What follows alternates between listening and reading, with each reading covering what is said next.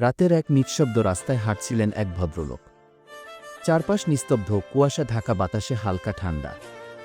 হঠাৎ একটা ছায়ামূর্তি সামনে এসে দাঁড়াল। তরুণ এক যুবক, চোখে ভয় আর ক্ষুধার ছাপ। ছুরি বের করে বলল, যা কিছু আছে দিয়ে দাও। ভদ্রলোক থমকে গেলেন। কিছুটা কাঁপতে কাঁপতে মানিব্যাগটা দিয়ে দিলেন। ঠিক তখনই তার পকেট থেকে পড়ে গেল একটা ছোট ছবি, একটি শিশুর হাসিমুখ। ডাকাত ছবিটা তুলল, কিছু বলল না, চুপচাপ তাকিয়ে রইল ছবিটার দিকে।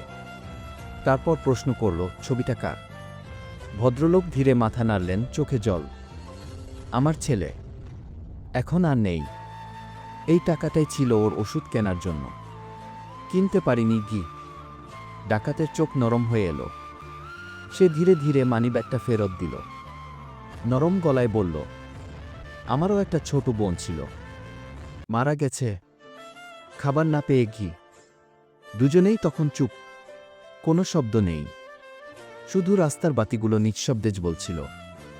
আর সেই রাতটা কিছু সময়ের জন্য থেমে গিয়েছিল।